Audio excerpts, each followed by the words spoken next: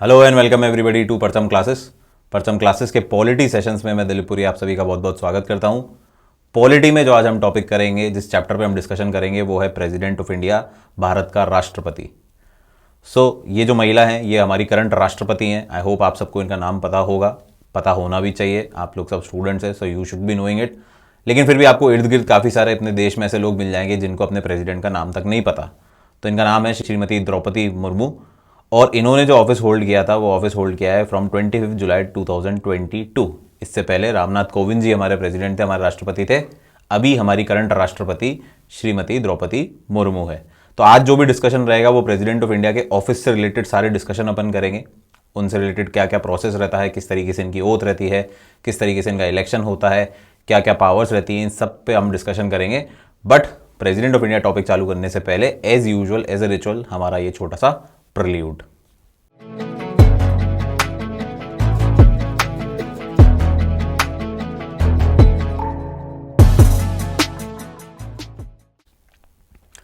Welcome back everybody. आज का topic president of India, जैसे मैंने आपको बता ही दिया। हमारी जो प्रेसिडेंट है, आज की जो करंट प्रेसिडेंट है, वो है श्रीमती द्रौपदी मुर्मू। ये पहली इंडिपेंडेंट इंडिया में पैदा होने वाले राष्ट्रपति हैं। तो जो भी प्रेसिडेंट हमारे आज तक रहे हैं वो सब ब्रिटिश इंडिया के टाइम में पैदा हुए थे। इंडिपेंडेंट इंडिया में आफ्टर 1947 पैदा होने वाली पहली राष्ट्रपति हैं श्रीमती द्रौपदी मुर्मू। साथ साथ सेकंड फीमेल प्रेसिडेंट भी हैं। इससे पहले कौन फीमेल प्रेसिडेंट रह चुके हैं हमारे, आपको कमेंट सेक्शन में बताना है। सो कमेंट इट डाउन जैसे ही आपको पता पड़े। अब आते हैं अपन आगे की बात पे। आज जो हमारा टॉपिक है प्रेसिडेंट ऑफ इंडिया। अब प्रेसिडेंट ऑफ इंडिया कहाँ पे है, तो part 4A of the constitution तक हम कवर कर चुके हैं, जहाँ पे हमने फंडामेंटल ड्यूटीज पढ़ी। तो यहाँ तक तो नहीं है। फिर आता है हमारा पार्ट 5 ऑफ द कॉन्स्टिट्यूशन, जिसको हम आज डील करेंगे। और उस पार्ट 5 कॉन्स्टिट्यूशन में आर्टिकल 52 से 62 जो दे रखे हैं, that deals with president of India. तो प्रेसिडेंट ऑफ इंडिया के बारे में जितनी भी जानकारी है, जितनी भी रामायण है, जितनी भी बातें हैं, वो आपको कहाँ दे रखी है, वो दे रखी है आपको आर्टिकल नंबर 52 से लेकर आर्टिकल नंबर 62 तक। प्रेसिडेंट ऑफ इंडिया जो है वो यूनियन एग्जीक्यूटिव का पार्ट है। ये हमारी कार्य प्रणाली जो होती है, जैसा आपको पता है हमारी जितनी भी गवर्नेंस है उसके 3 पार्ट हैं, एक एग्जीक्यूटिव, एक लेजिस्लेटिव और एक जुडिशरी। ये कई बार हम पढ़ चुके हैं और कई बार हमने वाइल डिस्कसिंग दी कॉन्स्टिट्यूशन कई बार हमने इस पहलुओं पे जोर डाला है। तो हमारे 3 विंग्स होते हैं, लेजिस्लेटिव, एग्जीक्यूटिव और जुडिशरी। आज जो हम बात कर रहे हैं वो बात कर रहे हैं एग्जीक्यूटिव के बारे में, और वो भी यूनियन एग्जीक्यूटिव। सेंट्रल एग्जीक्यूटिव जो है हमारी, उसके बारे में बात कर रहे हैं। स्टेट एग्जीक्यूटिव के बारे में बात हम नहीं कर रहे हैं। तो इसका जिक्र कहाँ दिया गया है, इसका जिक्र दिया गया है from article number 52 to article number 78। Article number 78 तक यूनियन एग्जीक्यूटिव की बात करी गई है, जिसके अंदर क्या क्या आता है, president, vice president, prime minister, council of minister. एक एक करके हम सब पे डिस्कशन करेंगे। And then attorney general of India. तो ये सारे शब्द तो आप काफी सारे यूज टू होंगे, prime minister, council of minister, president, vice president. Attorney general is the basically the legal adviser of the government of India, legal adviser and the advocate in the court. तो government of India का जितना भी legal part है वो कौन देखेगा, attorney general of India देखेगा। And he is also part of the union executive. तो यूनियन एग्जीक्यूटिव पूरी की पूरी हमें दे रखी है 52 से लेकर आर्टिकल 78 तक।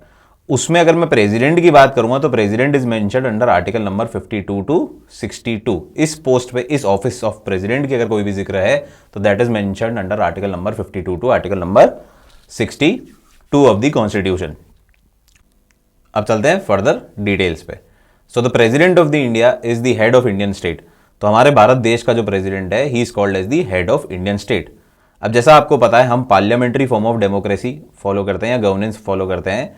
तो इसमें क्या होता है, 2 लोग होते हैं इंपॉर्टेंट, एक होता है हेड ऑफ स्टेट और एक होता है head of governance. Head of state और head of governance, parliamentary form of governance में इसी प्रकार का पैटर्न होता है। और ये कहाँ से इन्फ्लुएंस्ड है, ये इन्फ्लुएंस्ड है यूके से। हमारे कॉन्स्टिट्यूशन का मोटा मोटा पार्ट जो है यूके इन्फ्लुएंस्ड है। गवर्नमेंट ऑफ इंडिया 1935 इन्फ्लुएंस्ड है। ब्रिटिश एम्फेसिस ज्यादा है क्योंकि वही हमारे रूलर्स थे, तो उनसे ज्यादा सबसे ज्यादा इन्फ्लुएंस होना बहुत ही ज्यादा वाजिब बात है। तो वहीं से हमने अडॉप्ट किया है। जो भी हमें सही लगा उसको हमने अडॉप्ट कर लिया, और जो हमें लगा कि नहीं ये ब्रिटिशर्स में भी गलत है, उसको फिर हमने दूसरी कंट्री के कॉन्स्टिट्यूशन से डाला है। बट अगर इन्फ्लुएंस की बात करूंगा तो सबसे ज्यादा यूके से इन्फ्लुएंस्ड है, और फिर अगर बात करेंगे तो यूएस से भी काफी सारे पार्ट हमारे भारत देश के कॉन्स्टिट्यूशन में इन्फ्लुएंस्ड है।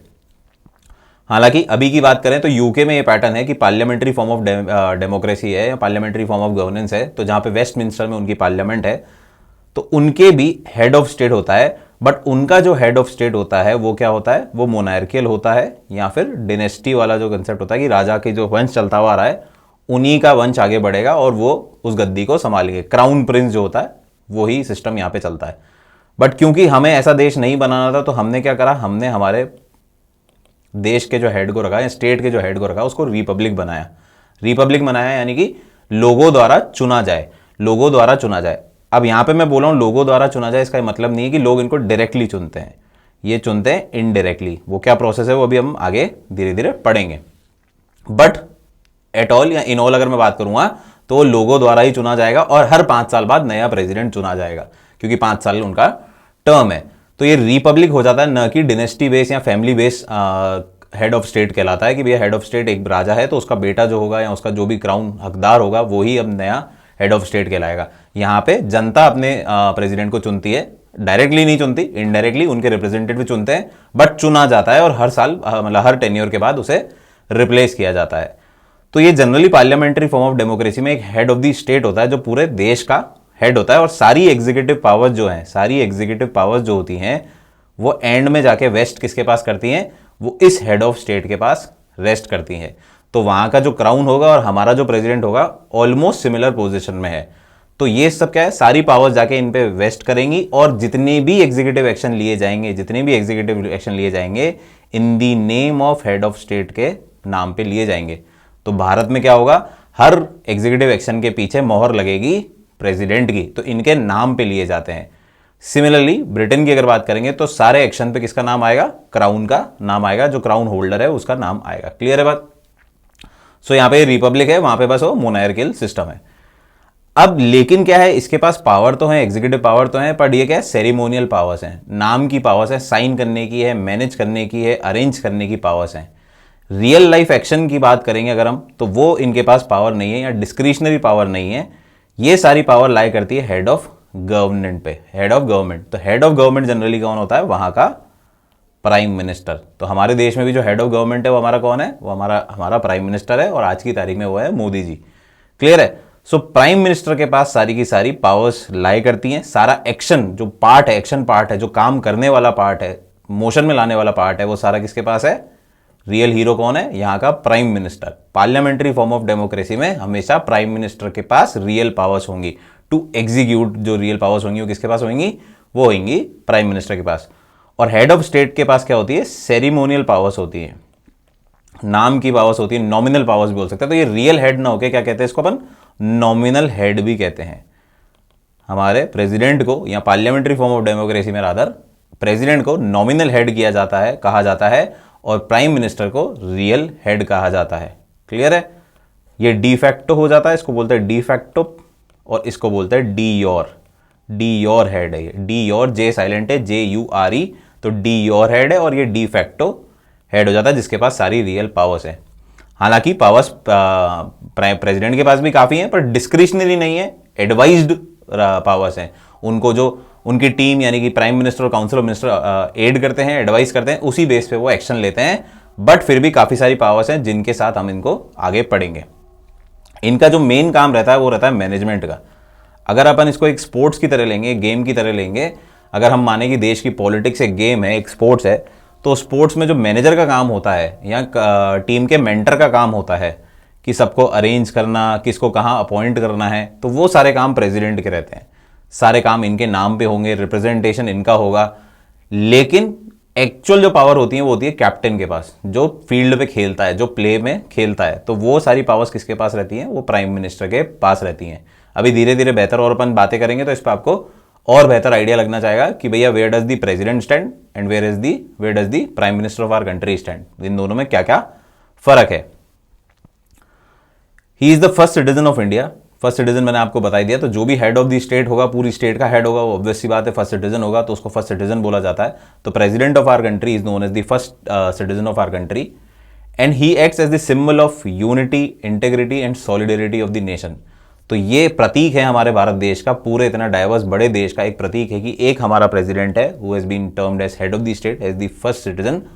तो ये हमारी यूनिटी, पूरे देश की अलग अलग जितनी भी डाइवर्सिटी है, सब मिलके हम एक प्रेसिडेंट चुनते हैं। तो it is a symbol of unity and integrity and solidarity of the nation. और जितने भी एक्शन होंगे इस भारत देश के, जितने भी एग्जीक्यूटिव एक्शन होंगे bye anybody would be in the name of the president. President के नाम पे ही सारे एग्जीक्यूटिव एक्शन लिए जाएंगे।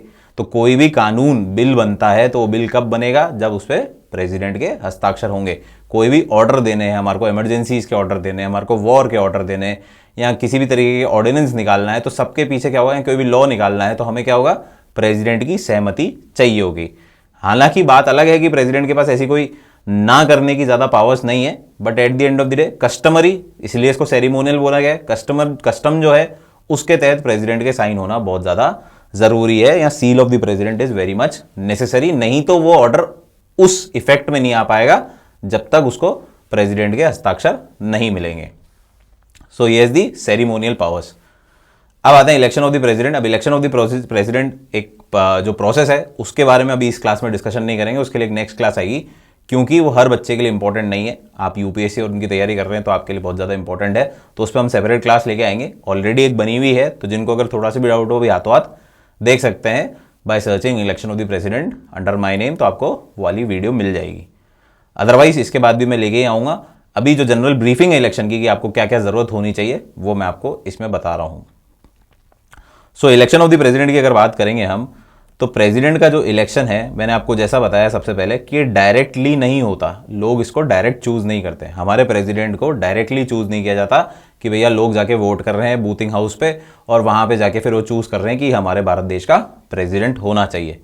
ये किस टाइप का इलेक्शन है, ये इनडायरेक्ट टाइप ऑफ इलेक्शन है। ये इनडायरेक्ट टाइप ऑफ इलेक्शन है जिसमें हमारे रिप्रेजेंटेटिव्स यानी कि लोगों ने जो रिप्रेजेंटेटिव्स चुने हैं वो जाके वोट करेंगे फॉर दी प्रेसिडेंशियल इलेक्शंस। इस ग्रुप को बोला जाता है इलेक्टोरल कॉलेज। इस ग्रुप को बोला जाता है, जो जाके वोट करेंगे उसको बोला जाएगा इलेक्टोरल कॉलेज। क्या बोला जाएगा उसको, इलेक्टोरल कॉलेज। तो प्रेसिडेंट के लिए क्या है, हम डायरेक्टली वोट नहीं करेंगे, हमने जो ऑलरेडी हमारे प्रतिनिधि या हमारे रिप्रेजेंटेटिव चुन रखे हैं इन houses of parliament and in state legislature, तो वो लोग जाके प्रेसिडेंट के लिए वोट करेंगे। क्लियर है। तो ये इनडायरेक्ट इलेक्शन हो गया, डायरेक्ट नहीं हुआ, डायरेक्ट पब्लिक ने नहीं किया, लेकिन ऑब्वियस सी बात है पब्लिक के रिप्रेजेंटेटिव्स ने किया, तो ये मान सकते हैं कि पब्लिक की वॉइस ने ही इनको भी इलेक्ट किया है, इसलिए इसको रिपब्लिक भी बोला जाता है। अभी जो इलेक्टोरल कॉलेज की मैंने आपको बात बताई, इस इलेक्टोरल कॉलेज में कौन कौन लोग आते हैं। So the elected members of both the houses of the parliament. मैंने क्या बोला, जिन लोगों को हमने चुना है, अलग अलग लोगों को जिनको हमने एमएलए बनाया है और एमपी बनाया है, वो लोग आएंगे। तो यही बोला elected members of both the houses of parliament, जो कि हैं लोकसभा और राज्यसभा। हमारी दो हाउसेज हैं, लोकसभा और राज्यसभा। इन दोनों के जितने भी चुने हुए प्रतिनिधि हैं, जितने भी इलेक्टेड रिप्रेजेंटेटिव हैं, इलेक्टेड हैं इसका मतलब दूसरी कौन सी जात है, दूसरी जात है नॉमिनेटेड। और कौन से टाइप के लोग आते हैं यहाँ पे, नॉमिनेटेड लोग आते हैं। तो नॉमिनेटेड लोगों को नहीं लेंगे हम। 2 एंग्लो इंडियन का नॉमिनेशन होता था लोकसभा में, 12 राज्यसभा में है लोगों का nomination on basis of science, art, literature, इस फील्ड में कोई हो। तो ये जितने भी नॉमिनेटेड मेंबर्स हैं, क्योंकि इनको पब्लिक ने नहीं चुना, इनको पब्लिक ने डायरेक्टली नहीं चुना, तो इनको इलेक्शन में पार्ट नहीं दिया जाता है कि भैया आप प्रेसिडेंट चूज करेंगे। प्रेसिडेंट के लिए सिर्फ इलेक्टेड लोग होंगे, वो ही करेंगे। सबसे पहली क्लियरिटी तो क्या होनी चाहिए कि जिनको पब्लिक ने चुना है वो ही वोट कर सकते हैं, जिनको पब्लिक ने नहीं चुना है वो वोट नहीं कर सकते हैं। लोकसभा राज्यसभा होगी कहानी। सिमिलरली यही कहानी इनकी चलेगी legislative assembly of the state. तो स्टेट की जो विधानसभा है, राज्य की जो विधानसभा होती है, उसमें भी जो इलेक्टेड मेंबर होके आए, इलेक्टेड होके आए, उन्हीं को वोट देना है। जो नॉमिनेट होके आए उनको वोट नहीं देना है, उनका वोट काउंट नहीं होगा। देंगे ही नहीं तो काउंट होना तो दूर की बात है, इलेक्टोरल कॉलेज का पार्ट ही नहीं है ये। तो फिर आते हैं the elected members of the legislative assemblies of the union territories of Delhi, Puducherry, और अब एक है J&K, जम्मू एंड कश्मीर की भी, क्योंकि जम्मू एंड कश्मीर की भी एक अब यूनियन टेरिटरी हो गया है, तो उसकी अपनी लेजिस्लेटिव असेंबली है, तो वो भी इसके अंदर आ जाता है। हालांकि जो द्रौपदी मुर्मू वाला जो अभी प्रेसिडेंशियल इलेक्शन था उसमें इन्होंने पार्ट नहीं लिया, क्योंकि अभी फ्रेम्ड नहीं है, अभी तक वहां की लेजिस्लेटिव असेंबली पूरी तरीके से गवर्नेंस में नहीं आई है। तो हाल फिलहाल तो दिल्ली एंड पुडुचेरी है, बट अगर ओवरऑल बात करेंगे, कंसेप्ट की बात करेंगे, तो जम्मू कश्मीर भी इसी कैटेगरी में आएगा, क्योंकि वहां पे भी लेजिस्लेटिव असेंबली है। तो स्टेट की तो सारी की सारी विधानसभा आएंगी, साथ ही साथ यूनियन टेरिटरीज भी कुछ हैं जिनके पास अपनी लेजिस्लेटिव असेंबलीज हैं। तो वो कौन सी हैं, दिल्ली, पुडुचेरी और J&K इन दी कमिंग टाइम। तो जम्मू कश्मीर भी आएगा ही आएगा, तो यूनियन टेरिटरी की भी आ जाएंगी और हमारी लेजिस्लेटिव असेंबली स्टेट की भी आ जाएगी। तो ऑटोमेटिकली आपको क्या समझ में आ गया कि यहां पे एक तो लेजिस्लेटिव काउंसिल नहीं आ रही, यहां पे लेजिस्लेटिव काउंसिल नहीं आ रही। स्टेट की कुछ स्टेट में लेजिस्लेटिव असेंबली के अलावा एक लेजिस्लेटिव काउंसिल का हाउस भी होता है। हाल फिलहाल अगर 6-7 जो भी स्टेट है जिनमें लेजिस्लेटिव काउंसिल है, उनके मेंबर्स इसमें नहीं आएंगे। सबसे पहली बात, उनके मेंबर्स इनमें नहीं आएंगे। साथ ही साथ दूसरे, अगर मैं लेजिस्लेटिव असेंबली और पार्लियामेंट की बात भी कर रहा हूं तो नॉमिनेटेड मेंबर्स भी नहीं आएंगे, ये मैं आपको पहले ही बता चुका हूं। तो जब हम हाउसेज ऑफ पार्लियामेंट और लेजिस्लेटिव असेंबली की बात कर रहे हैं तो सिर्फ इलेक्टेड लोग आएंगे, नॉमिनेटेड लोग नहीं आएंगे। इसके साथ साथ लेजिस्लेटिव काउंसिल अगर किसी स्टेट में है तो उसके लोग भी इलेक्टोरल कॉलेज का पार्ट नहीं होंगे। इलेक्टोरल कॉलेज का पार्ट सिर्फ इलेक्टेड मेंबर्स और लोकसभा, राज्यसभा और लेजिस्लेटिव असेंबली यानी कि विधानसभा के लोग होंगे। 10 nominated members of the both the houses of the parliament नहीं है, पार्ट लेते हैं। Nominated members of the state legislature part नहीं लेते हैं। The members both elected and nominated of the legislative council, ढंग से पढ़ना, यहां पे क्या लिखा हुआ है, काउंसिल, लेजिस्लेटिव काउंसिल के लोग भी पार्ट नहीं लेंगे। The nominated member of legislative assemblies of Delhi and Puducherry do not participate. कुल मिला के नॉमिनेट मेंबर कहीं के भी पार्ट नहीं लेंगे और साथ ही साथ लेजिस्लेटिव काउंसिल के जो लोग हैं वो भी पार्ट नहीं लेंगे। बस ये 2 वर्ड याद रख लो, नॉमिनेटेड और लेजिस्लेटिव काउंसिल, ये लोग पार्ट नहीं लेंगे। जो भी इलेक्टेड हैं वो सारे के सारे पार्ट लेंगे। क्लियर है? So this is the electoral college. ये बना के क्या बनाएंगे, ये सब मिलके क्या बनाएंगे, इलेक्टोरल कॉलेज। ठीक है, तो ये इलेक्टोरल कॉलेज मतलब ये उन लोगों का समूह है जो कि वोट करेगा प्रेसिडेंट के इलेक्शन में। इनको चुना किन्होंने, इनको चुना है पब्लिक ने इनको चुना। अब ये सब मिलके इलेक्टोरल कॉलेज बना के प्रेसिडेंट के इलेक्शन में भाग लेंगे। तो ये मोटा मोटा कंसेप्ट है इलेक्शन ऑफ प्रेसिडेंट का। ठीक है, अब इलेक्शन ऑफ प्रेसिडेंट का फॉर्मूला क्या होता है, मैथमेटिकल क्या होता है, किस तरीके से होता है, इसके ऊपर हम डिस्कशन नेक्स्ट क्लास में करेंगे, सेपरेट क्लास में, क्योंकि थोड़ा सा पेचीदा टॉपिक है। तो जिनके काम का नहीं है, जिन बच्चों के इस लेवल तक डीप में जाना नहीं है, सिर्फ एक ब्रीफ चाहिए हमारे को, उनके लिए वो काफ़ी था। ये जो है ये कॉम्प्लिकेटेड पार्ट है, तो इसको मैं सेपरेटली एक लेक्चर के थ्रू कराऊंगा आपको। अब आते हैं क्वालिफिकेशन, ओथ एंड कंडीशन। क्या क्वालिफिकेशन है भाई, मेरे को कल को प्रेसिडेंट बनना है तो क्या क्या क्वालिफिकेशन करनी पड़ेगी, क्या क्या मजबूरी होनी चाहिए, क्या क्या रिक्वायरमेंट्स पूरी करनी चाहिए। ऐसा थोड़ी एरा गेरा नत्थु गेरा हर कोई प्रेसिडेंट हमारे देश का राष्ट्रपति बन जाएगा। So there must be having some kind of qualifications, eligibility criteria हर चीज़ का होता है, तो इसका भी है। सबसे पहला क्या है, he should be the citizen of India. बहुत ही बेसिक बात है, आप सिटीजन ऑफ इंडिया होंगे जब ही आपको प्रेसिडेंट के लिए इलेक्शन में लड़ने का मौका दिया जा सकता है। इसके अलावा और भी कंडीशन करनी है, पर ये तो प्राइमरी कंडीशन है ही। Apart from that he should have completed the age of 35 years of age. 35 साल के बुजुर्ग वो हो चुके होने चाहिए, तभी वो प्रेसिडेंट के लिए मैच्योर माने जाएंगे कि इतना ज्ञान इनको आ गया है कि अब ये प्रेसिडेंट इस देश को चला सकते हैं। क्योंकि ऑब्वियस सी बात है, जो युवक होता है या इससे छोटा होगा तो शायद देश को चला नहीं पाए, क्योंकि देश को चलाना एक कॉम्प्लिकेटेड प्रोसेस है। तो 35 ईयर्स ऑफ एज रखी गई है इनकी मिनिमम रिक्वायरमेंट। जैसे मैं 33 साल का हूँ तो 2 साल बाद मैं प्रेसिडेंट बन सकता हूँ। ठीक है, he should be qualified for election member of the Lok Sabha. उनकी जो क्वालिफिकेशन होती है, तो लोकसभा के मेंबर की जो भी क्वालिफिकेशन है वो भी पूरी करनी है। लोकसभा की क्या है, लोकसभा में अपन देख लेंगे, नॉर्मल यही कंडीशन है, कोई ज़्यादा कंडीशन है नहीं।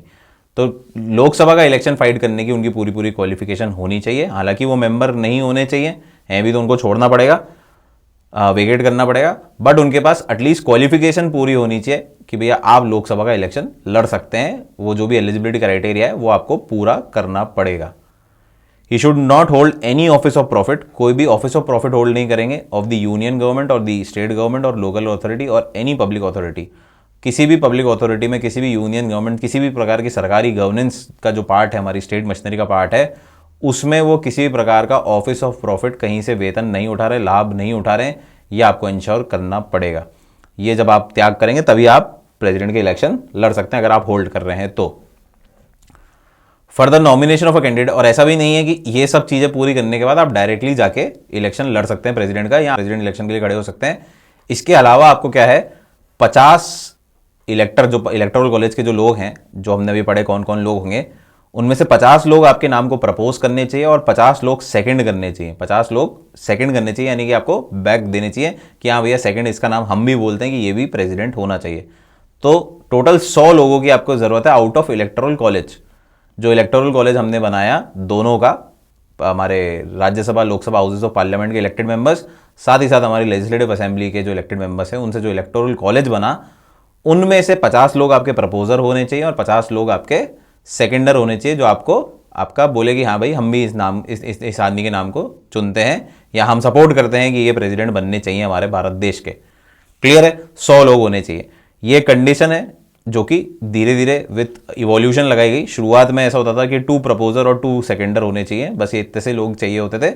लेकिन इससे क्या होता था, बहुत सारे अनफेयर इलेक्शन, अनफेयर जो अनवर्दी लोग आके इलेक्शन में अपना नामांकन दे देते थे कि हमें भी इलेक्शन लड़ना है, और अंत में उनको कोई वोट नहीं मिलते थे, इक्का दुक्का, या कई बार ऐसे इंस्टेंस भी हुए जहां पे इंसान को 0 वोट मिले। इनिशियली 2 प्रपोजल, 2 सेकेंडर, 2 सपोर्ट तो लिया है 4 लोगों का, लेकिन जब वोट डालने की बारी आई, क्योंकि यहां पे क्या होता है, सीक्रेट बैलेट के थ्रू वोट होता है, गुप्त वोटिंग होती है, सीक्रेट बैलेट होता है। तो जब बारी आई तो इन 2 लोगों ने, इन 2 प्रपोजल, 2 सेकेंडर ने भी नाम छुड़ा दिया और इनको एक भी वोट नहीं मिला। तो ऐसे भी केस हुए हैं, इसलिए इसकी लिमिट बार बार बढ़ाते गए कि थोड़े सीरियस इलेक्शन हो जाए और हर कोई एरा गैरा नत्थु गैरा आगे इलेक्शन में पार्ट नहीं ले, तो इसलिए थोड़े से इसका लेवल बढ़ा दिया। तो ये पहले 10 हुआ, फिर 20 हुआ, फिर अब जाके फाइनली 50 तो प्रपोजर चाहिए और 50 आपको सेकेंडर चाहिए। 50 तो आपका नाम प्रमुख तौर पे प्रपोज करने चाहिए कि he should be the president, he she should be the president, और उसके बाद 50 लोग आपके ऊपर विश्वास दिखाने चाहिए कि हाँ भैया हम भी चाहते हैं कि ये हमारा प्रेसिडेंट बन जाए। So this is the qualifications और जो एलिजिबिलिटी क्राइटेरिया है। अब आते हैं ओथ ऑफ द प्रेसिडेंट। तो क्या शपथ लेते हैं ये oath of the president? Oath और affirmation by the president before entering upon his office. तो जब भी ऑफिस ग्रहण करते हैं तो उससे पहले इनको एक ओथ लेनी पड़ती है। कोई भी एग्जीक्यूटिव है उसको ओथ लेनी पड़ेगी। अलग अलग टाइप की ओथ मेंशन करी गई है हमारे कॉन्स्टिट्यूशन में। तो क्या लिखा है, in his oath the president swears to faithfully execute the office. तो बहुत बेसिक सी बात है, सबसे पहले अपने ऑफिस का निवारण करेंगे, जो भी उसकी ड्यूटीज़ है, जो भी उसकी रिस्पॉन्सिबिलिटीज़ हैं, उसको पूरी तरीके से निभाएंगे। To preserve, protect and defend the constitution and the law. यहाँ पे क्या है, ये डिफरेंट है। यहाँ पे ये ऑटोमेटिकली दिख जाता है कि he is the head of the state, first citizen of our country. इसके पास ये पावर दी गई है कि ये अपने कॉन्स्टिट्यूशन को प्रिजर्व करेंगे, प्रोटेक्ट करेंगे, डिफेंड करेंगे। तो आपके कॉन्स्टिट्यूशन की रखवाली कौन करेगा? अपने कॉन्स्टिट्यूशन की रखवाली करेगा प्रेसिडेंट। ये देखेगा कि सारी चीज़ें जो भी हो रही है पार्लियामेंट में, ये जो भी गेम चल रहा है, मैंने जैसे बताया पॉलिटिक्स को अगर आप गेम की तरह लेंगे तो ये पूरा जो गेम चल रहा है ये एज पर दी कॉन्स्टिट्यूशन रूल्स चल रहा है या नहीं चल रहा है, ये कौन इंश्योर करेगा? ये प्रोटेक्ट करेगा, प्रिजर्व करेगा प्रेसिडेंट। इसमें कोई भी दिक्कत आएगी तो ऑब्वियस सी बात है सुप्रीम कोर्ट उसका इलाज बताएगी। तो कस्टोडियन ऑफ द कॉन्स्टिट्यूशन तो कौन हो जाएगा? सुप्रीम कोर्ट हो जाएगा। लेकिन इन दी फर्स्ट प्लेस किसको इंश्योर करना है कि everything is going by the rules या everything is going by the constitution, we are following the part of the constitution, तो ये इंश्योर करना है प्रेसिडेंट को। तो इनकी ओथ क्या है? प्रिजर्व करने की, प्रोटेक्ट करने की। दूसरे जो भी अब एग्जीक्यूटिव हम देखेंगे आगे पढ़ेंगे, for that matter prime minister हो गया या काउंसिल ऑफ मिनिस्टर हो गया या कोई भी हो गया, तो वो हमेशा एलिजियंस की ओथ डालेंगे। वो काहे की डालेंगे? एलिजियंस की ओथ लेंगे, एलिजियंस ऑफ द कॉन्स्टिट्यूशन, मतलब हम हमारे इस कॉन्स्टिट्यूशन को मानेंगे और निभाएंगे इसमें जो जो दिया गया है। So basically will be following the allegiance to the constitution. हम इसके साथ काम करेंगे, इसमें जो लिखा हुआ है उसके अकॉर्डिंग काम करेंगे। यहां पे एलिजियंस की बात नहीं कर रहे हैं, यहां पे बोलेंगे कॉन्स्टिट्यूशन में जो दिया हुआ है उसको आपको प्रोटेक्ट करना है, डिफेंड करना है और प्रिजर्व करना है। ये आपकी जिम्मेदारी है, वो ऐसे वैसे बदले नहीं। ठीक है, तो थोड़ा सा अलग है और इसी से पता पड़ रहा है कि इनके पास एक डिफरेंट ओथ है। ऑटोमेटिकली तो पर्सन भी डिफरेंट ही होंगे, इसलिए इसको हेड ऑफ द स्टेट बोला गया। ये रामनाथ कोविंद जी की फोटो आ गई है यहाँ पे, ये प्रधानमंत्री को कराते हुए, तो ये फोटो पे गौर मत कीजिएगा, इससे ध्यान मत भटकाइएगा। ठीक है, ये पूरा ही गलत है। ठीक है, ये फोटो आपके इस कॉन्टेक्स्ट में नहीं है। फिर आता है to devote himself to the service and the wellbeing of the people of India. ये तो सब कसम लेते ही हैं, जो भी आ रहा है वो नाम के लिए तो आपको कसम लेनी है कि हमारे को पूरी जो ज़िंदगी है हमारी देश की सर्विस में लगानी है और इस देश के जो नागरिक हैं उनके प्रति न्योछावर करनी है। अब कैसे कैसे करते हैं वो तो हम देखते ही हैं। और कुछ कंडीशंस है प्रेसिडेंट ऑफिस की। The constitution lays down the following conditions of the president office. He should not be member of either house of the parliament. मैंने आपको क्या बताया, किसी भी हाउस ऑफ पार्लियामेंट का मेंबर नहीं होना चाहिए। ये ऑफिस ऑफ प्रॉफिट कोई भी होल्ड नहीं करने चाहिए, ऑफिस ऑफ प्रॉफिट कोई भी होल्ड नहीं करने चाहिए। If any such person is elected he is deemed to have vacated his seat in that house on the date on which he enters upon the office of president.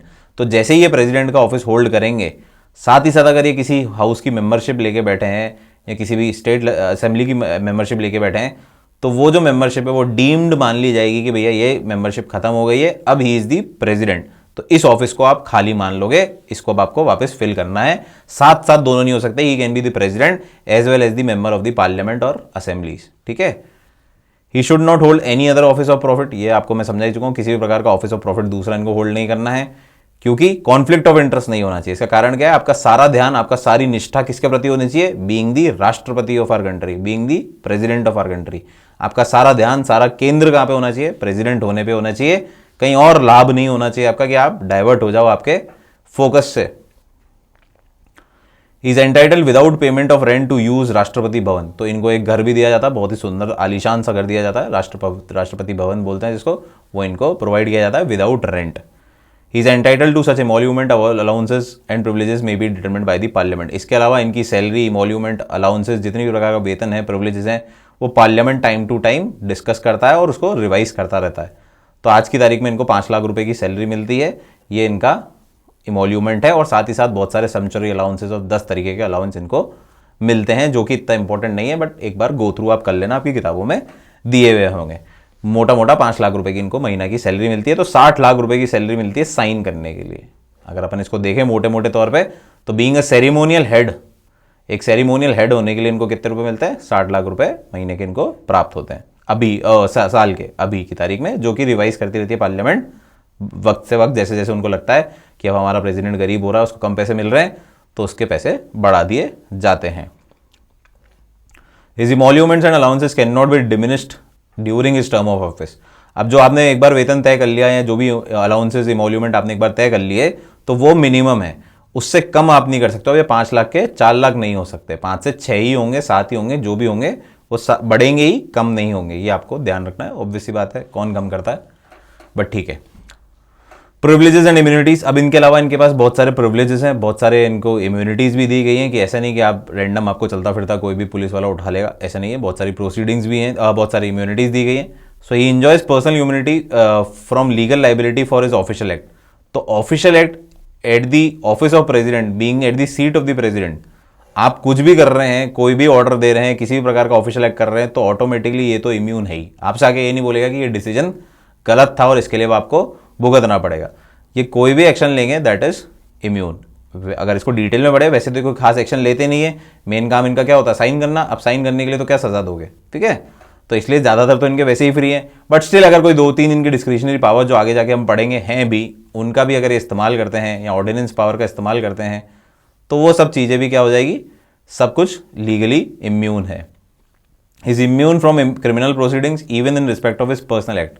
He can not be arrested और imprison.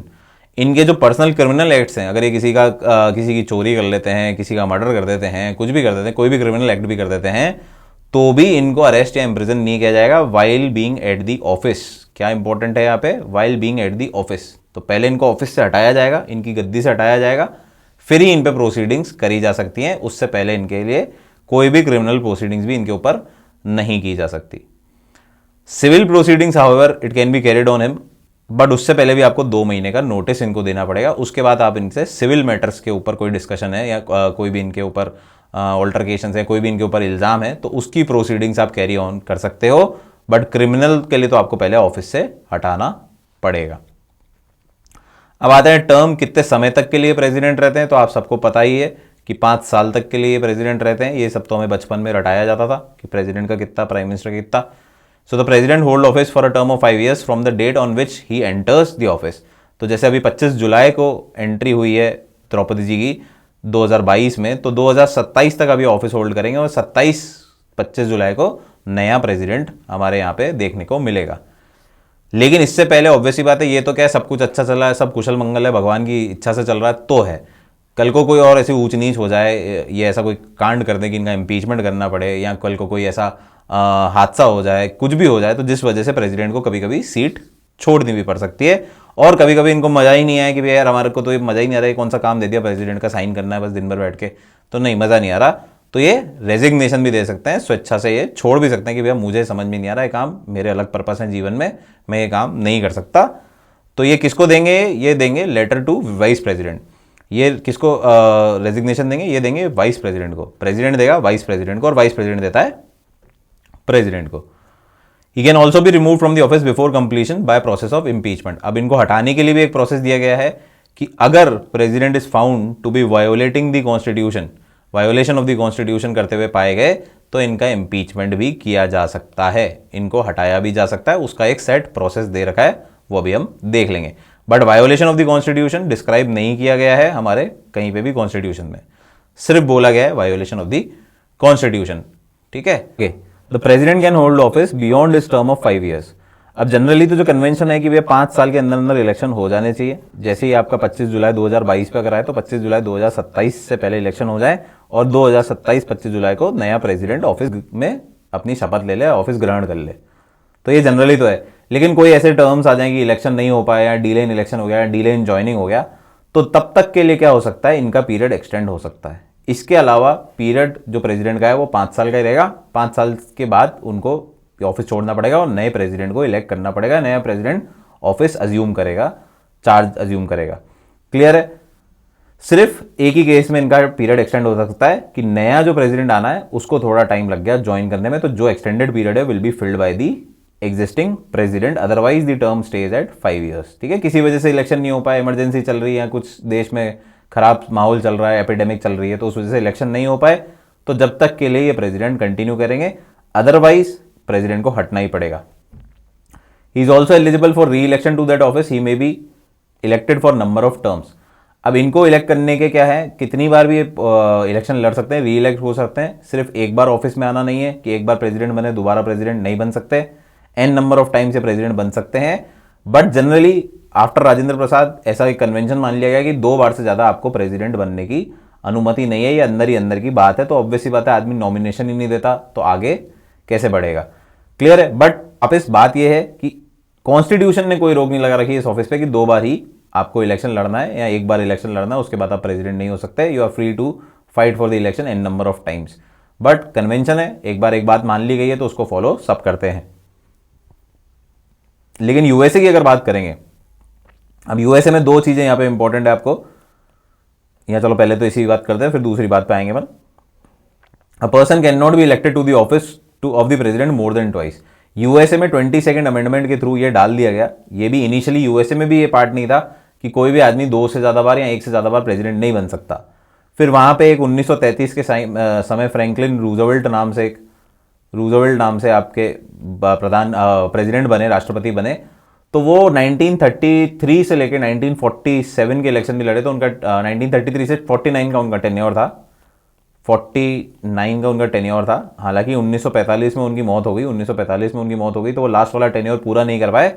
But he was elected 4 times to the office, 1933, 37, 41 और 45, 4 बार उनका election हुआ। वहां पे जो सीमा होती है उनकी कितनी होती है प्रेसिडेंट की, 4 साल की होती है। जैसे हमारे यहाँ पे 5 साल की टेन्योर होता है, वहीं पे यूएस में जो प्रेसिडेंट का टेन्योर होता है वो 4 साल का होता है।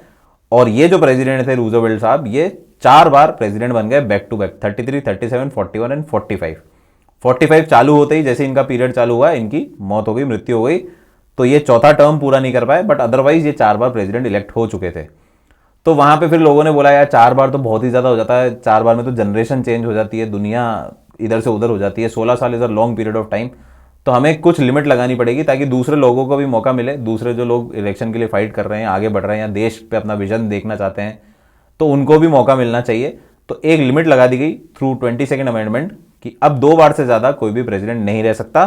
तो अभी 2 बार से ज्यादा, जैसे आपको लास्ट आपने देखा होगा ओबामा 2 कंसेक्यूटिव टर्म्स के लिए प्रेसिडेंट थे, तो मैक्सिमम 2 बार ही रह सकते हैं, इससे ज्यादा अब नहीं रह सकते। वहां पे कॉन्स्टिट्यूशन में इसको डाल दिया है वाया 22nd अमेंडमेंट। अब आता है इंपीचमेंट ऑफ प्रेसिडेंट। अब इंपीचमेंट ऑफ प्रेसिडेंट से पहले एक बात बता दूं, पीछे आया नहीं तो प्रेसिडेंट, मैंने आपको बताया कि प्रेसिडेंट अपना टर्म एक्सटेंड कर सकते हैं, टर्म एक्सटेंडेड हो सकता है इनका इन ओनली 1 केस, जब आपका नया प्रेसिडेंट चूज होके नहीं आया, नया प्रेसिडेंट जो है उसको चूज करने में थोड़ा टाइम लग रहा है, तो एक्सटेंडेड पीरियड मिल सकता है। इसके अलावा जब भी प्रेसिडेंट की पोस्ट खाली होगी, वेकेंट होगी, ठीक है, इसके अलावा कभी भी प्रेसिडेंट की पोस्ट खाली होगी, वेकेंट होगी, तो vice president will act as the president. तो कल को प्रेसिडेंट मर गया, कल को प्रेसिडेंट की तबीयत खराब है, या उन्होंने रेजिग्नेशन दे दिया, या किसी भी वजह से प्रेसिडेंट का जो ऑफिस है वो खाली हो गया, तो उसको भरपाई कौन करेगा, उसको कौन भरेगा, या उस प्लेस को कौन संभालेगा, उस ऑफिस को कौन संभालेगा, तो vice president of our country संभालेगा। इसलिए वाइस प्रेसिडेंट की पोस्ट है हमारे यहाँ पे to act as the president in case when the president is not available to deliver his duties. तो जब भी प्रेसिडेंट अपनी ड्यूटीज नहीं कर पाएगा फॉर एनी रीजन, डेथ हो गई, रिमूवल हो गया, इम्पीचमेंट हो गया फॉर दैट मैटर, रेजिग्नेशन हो गया, या कोई भी ऐसी चीज हो गई जिसकी वजह से प्रेसिडेंट अपना ऑफिस ज्वाइन नहीं कर सकता, तो vice president will be the acting president for a period of maximum 6 months, for a period of maximum 6 months. ये इंपॉर्टेंट है कि 6 महीने के लिए आपको प्रेसिडेंट बनाया जाएगा, 6 महीने के अंदर अंदर आपको दूसरे इलेक्शन करने और नए प्रेसिडेंट को लेके आना है। तो प्रेसिडेंट का ऑफिस कभी भी खाली नहीं हो सकता, प्रेसिडेंट का ऑफिस कभी भी खाली नहीं हो सकता है, आपको ध्यान में रखना है, क्योंकि he is the first citizen of our country, और पहला ही सिटीजन जो हमारे देश का है, या कोई भी एग्जीक्यूटिव ऑर्डर है वो किसके नाम पे जाता है, प्रेसिडेंट के नाम पे जाता है। तो अगर प्रेसिडेंट का ऑफिस खाली है तो हमारे देश में एग्जीक्यूटिव का तो कोई काम ही नहीं रहेगा, काम आगे बढ़ेगा ही कैसे। तो हम प्रोसीडिंग्स को, देश को चलाने की प्रोसीडिंग्स को रोक नहीं सकते, it is a continuous process, और इसलिए प्रेसिडेंट का ऑफिस कभी भी खाली नहीं होता, उस पर कोई ना कोई विराजमान होगा। प्रेसिडेंट अगर नया नहीं आ पा रहा है तो जब तक पुराना प्रेसिडेंट एक्सटेंड कर सकता है, लेकिन अगर पुराना प्रेसिडेंट हट रहा है तो जो आपका गैप फिल करेगा वो कौन करेगा, वो आपका फिल करेगा vice president of our country. अब आता है इंपीचमेंट ऑफ प्रेसिडेंट। तो इंपीचमेंट ऑफ प्रेसिडेंट का क्या मतलब है, प्रेसिडेंट को हटाना, प्रेसिडेंट को अपनी गद्दी से हटाना। अब इंपीचमेंट ऑफ जो प्रेसिडेंट है वो कब हो सकता है, जब हो वायोलेशन ऑफ द कॉन्स्टिट्यूशन। अगर प्रेसिडेंट ऐसा कोई काम करते हैं जिसको ये टर्म किया जा सकता है कि it is the violation of the constitution, तो उनका इंपीचमेंट हो सकता है, उनका रिमूवल हो सकता है। हालांकि आज तक हुआ नहीं है, but there is a process mentioned in the constitution कि वायोलेशन ऑफ द कॉन्स्टिट्यूशन होने पे आप प्रेसिडेंट को हटा सकते हैं। क्लियर है। वायलेशन ऑफ द कॉन्स्टिट्यूशन होता क्या है ये भी डिफाइंड नहीं है कॉन्स्टिट्यूशन में, बट बोला है कि अगर वायलेशन ऑफ द कॉन्स्टिट्यूशन आपको लगता है तो आप प्रोसीडिंग्स चालू करें, जो प्रोसेस है आपका इंपीचमेंट का वो कैरी ऑन करें। और अगर लोगों को ये मान लिया, जिन लोग जो इस प्रोसेस का पार्ट होंगे उनको लगता है कि भैया हाँ ये वायोलेशन ऑफ द कॉन्स्टिट्यूशन है, तो फिर उनको हटाया जा सकता है। तो कोई भी पॉइंट होगा अगर आपको लग रहा है वायोलेशन, तो पहले उसका मुद्दा बनेगा, दोनों हाउसेज में उस पर डिस्कशन होगा, उस पर वोटिंग होगी, और फिर जब लगता है कि हाँ it can be termed as a violation of the constitution, तो फिर आपको प्रेसिडेंट के की सीट से, ऑफिस से हटाया जा सकता है, रिमूव किया जा सकता है। And this process is called as impeachment of president. It is a quasi judicial process.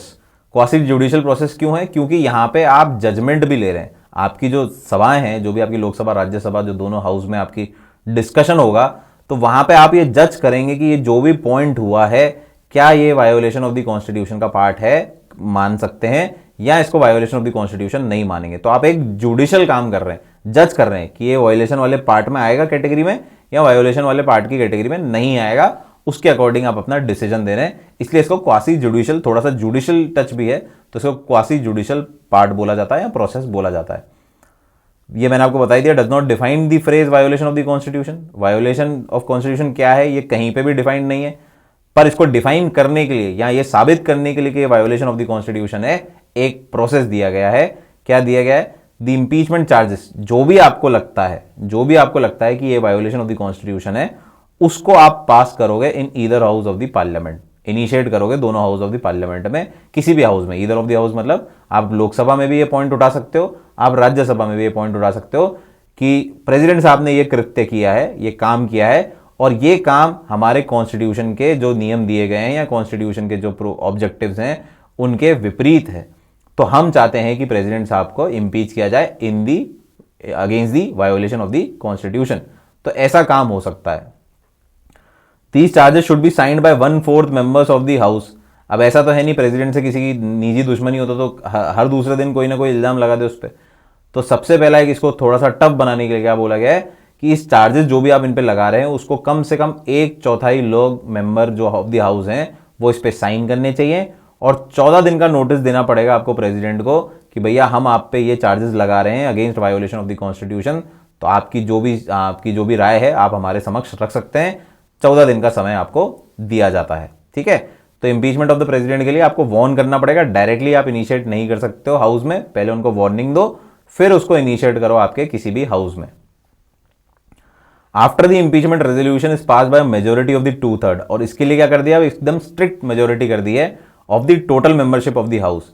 तो 2/3 मेंबरशिप ऑफ द हाउस यानी कि लोकसभा की मेंबरशिप और 2/3 राज्यसभा की सेपरेटली मेंबरशिप आपको अचीव करनी है। 2/3 मेंबरशिप आपको लोकसभा की और 2/3 मेंबरशिप आपको राज्यसभा की सेपरेटली सॉल्व करनी है, सेटिस्फाई करनी है, तभी आप इस इंपीचमेंट के प्रोसेस को आगे ले जा सकते हो। It is send to the other house which should investigate the charges, फिर वो चार्जेस को वो भी इन्वेस्टिगेट करेंगे, तो वो भी क्वासी जुडिशियल प्रोसेस हो गया। The president has the right to appear and to be represented at such investigation, और जैसा आपने बोला कि 14 दिन पहले अपने को नोटिस देना है प्रेसिडेंट साहब को, और प्रेसिडेंट साहब फिर अपने आप को रिप्रेजेंट कर सकते हैं, अपनी बात रख सकते हैं इन दोनों हाउसेस के समक्ष। तो क्वासी जुडिशियल प्रोसेस यही है। In other words, house also sustains the charges, sorry, if the other house also sustain the charges, अगर दूसरा हाउस भी मान लेता है इन चार्जेस को and passes the impeachment of resolution by majority of the 2/3 of the total membership, then the president stands removed from the post of president. तो जो प्रेसिडेंट है फिर उनको हटाया जा सकेगा, बट उसके लिए क्या है, आपको 2/3 membership of the house prove करनी पड़ेगी दोनों हाउसेस की सेपरेटली, और ये भी टोटल मेंबरशिप, मतलब 2/3 ऑफ द 543 पीपल लोकसभा और 2/3 of the 245 people in Rajya Sabha. इन दोनों को 2/3 आपको सॉल्व करना पड़ेगा, सेटिस्फाई करना पड़ेगा, तभी जाके आपका प्रेसिडेंट रिमूव किया जाएगा, इंपीच किया जाएगा, अदरवाइज नहीं किया जाएगा। In this context 2 things should be noted. अब इसमें 2 इंपॉर्टेंट पॉइंट है, हालांकि कोई बहुत ज्यादा इंपॉर्टेंट नहीं है, आप ऑटोमेटिकली समझ ही गए होंगे। The nominated members of either house of the parliament can participate in impeachment of the president, क्योंकि मैंने आपको बोला कि 2/3 of the total membership, 2/3 of the total membership यानी कि 543 और 245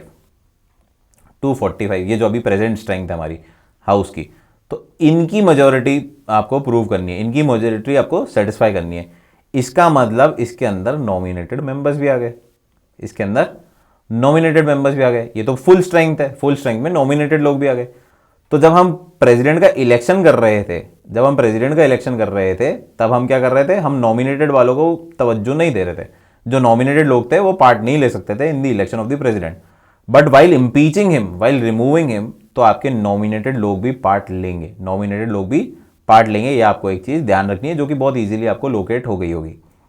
then the elected members of legislative assembly, दूसरी क्या चीज है, दूसरी चीज ये कि जो लेजिस्लेटिव असेंबलीज थी आपकी स्टेट की और लक्षद्वीप, आपकी पुडुचेरी, दिल्ली और जम्मू कश्मीर की, उनके इलेक्टेड मेंबर्स भी पार्ट लेते थे। लेकिन इंपीचमेंट में ये कोई भी पार्ट नहीं लेगा, लेजिस्लेटिव असेंबली का कोई लेन देन ही नहीं है इंपीचमेंट सिर्फ पार्लियामेंट का काम है, हाउसेज ऑफ पार्लियामेंट का काम है, लोकसभा और राज्यसभा का काम है। वेयरएज जब हम इलेक्शन कर रहे थे प्रेसिडेंट का, क्योंकि वो स्टेट का भी प्रेसिडेंट है, उस राज्य का भी प्रेसिडेंट है, पूरे देश का एक प्रेसिडेंट है, तो उसको चुनने के लिए हमारे को स्टेट लेजिस्लेटिव असेंबली के लोगों की भी जरूरत थी इलेक्टोरल कॉलेज में, लेकिन यहां पे कोई भी नहीं है। जब आप इंपीचमेंट करोगे तो सिर्फ आपको हाउसेज ऑफ पार्लियामेंट की जरूरत है। ये 2 चीजें आपको ध्यान रखनी है, जो कि बहुत ज्यादा इंपॉर्टेंट नहीं है। अब आता है vacancy in the president office. ये मैं आपको समझा ही चुका हूं कि प्रेसिडेंट का ऑफिस कब कब खाली हो सकता है। तो on the expiry of his tenure of 5 years, जैसे ही 5 साल खत्म होंगे ऑफिस खाली होगा। बाय हिज रेजिग्नेशन, खुद रिजाइन कर दिया कि भैया मेरे को काम समझ नहीं आ रहा, मजा नहीं आ रहा, being a president I am not liking it. On is removal by the process of impeachment, जो भी हमने पीछे पढ़ा, हमने इंपीचमेंट अगर करा है, उनको हटाया गया है, या फिर उनकी मृत्यु हो गई तो by his death, otherwise unfortunately उनकी मृत्यु हो गई तो उस वजह से, otherwise for example when he becomes disqualified to hold office with his election declared void, या फिर जो उनके प्रेसिडेंशियल इलेक्शन थे उनको वॉइड डिक्लेयर कर दिया जाए, डिस्क्वालीफाई कर दिया जाए, तो इन कारणों से क्या हो सकती है, वैकेंसी हो सकती है। मैंने आपको बताया जब भी ऐसी कोई वैकेंसी आएगी तो कौन हीरो बन के आएगा, वाइस प्रेसिडेंट आएगा। जब भी प्रेसिडेंट का ऑफिस खाली होगा तो उसकी जो रिस्पॉन्सिबिलिटीज हैं वो किसके ऊपर चल जाएंगी, वो सारी responsibilities taken care by the vice president of our country. US में क्या सिस्टम होता है, अब यहां पे क्या सिस्टम है, पहले इंडिया की बात कर लेते हैं। इंडिया में क्या सिस्टम है, ये वाइस प्रेसिडेंट गद्दी संभाल ली और 6 महीने के अंदर अंदर नया प्रेसिडेंट इलेक्ट करना है हमारे को, तो 6 महीने के लिए मैक्सिमम क्या हो सकता है, वाइस प्रेसिडेंट का रोल निभा सकता है। ये हमारे कॉन्स्टिट्यूशन में है, ठीक है, मैक्सिमम 6 महीने के लिए, उससे अंदर अंदर आपको इलेक्शन कराने हैं। लेकिन यूएस में क्या है, जैसे ही प्रेसिडेंट मरता है या इन किसी भी कारणों की वजह से ऑफिस खाली हो जाता है, किसी भी कारण से, जो ये कारण हमने पढ़े वही कारण वहां पे भी हो सकते हैं। टेन्योर खत्म हो, क्या बोलते हैं, रेजिग्नेशन दे दिया उन्होंने, डेथ हो गई, रिमूवल हो गया, इंपीचमेंट हो गया, डिस्क्वालीफाइड हो गए, तो किसी भी कारण से अगर इनके इलेक्शन ये पोस्ट खाली हो जाती है प्रेसिडेंट की, तो वाइस प्रेसिडेंट रिमेनिंग टेन्योर के लिए प्रेसिडेंट बन जाता है। रिमेनिंग टेन्योर, तो सपोज करो एक प्रेसिडेंट है और उसकी 1 साल बाद जाके मृत्यु हो गई, आज प्रेसिडेंट बना, साल भर बाद जाके वो गुजर गया, तो बचे हुए जो 3 साल हैं प्रेसिडेंट के पूरे vice president as a president बन के निकालेगा, एज अ प्रेसिडेंट बन के निकालेगा। और उसको एक्टिंग प्रेसिडेंट भी नहीं बोला जाएगा, प्रेसिडेंट ही बोला जाएगा, क्लियर शब्दों में। क्लियर है? यहां पे जो वाइस प्रेसिडेंट है, he will be the acting president for 6 months, 6 महीने के लिए एक्टिंग प्रेसिडेंट है, क्योंकि देश का जो टॉप मोस्ट आदमी है उसको हम खाली नहीं छोड़ सकते, उस पोस्ट को हम खाली नहीं छोड़ सकते, तो उसको हमें फिल तो करना ही है। तो फिल करने के लिए हम क्या करते हैं, वाइस प्रेसिडेंट को बैठा देते हैं।